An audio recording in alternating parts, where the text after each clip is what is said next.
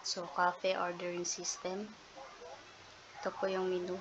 Tatanong lang po yung user if ano po yung gusto nilang drinks. So, ayan po yung choices. Then, if take out, yes or no. Then, ginamit po yung match cases po dito is para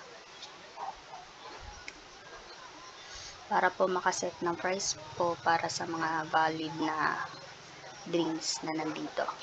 Like coffee po, price equals to 50, tea price equals to 40, juice price equals to 60, water price equals to 20. Then kapag nag-select po yung user na wala po dito is magiging valid po siya.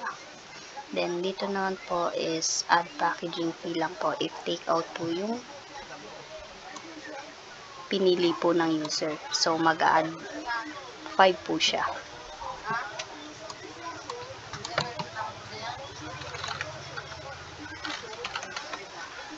So, ayan.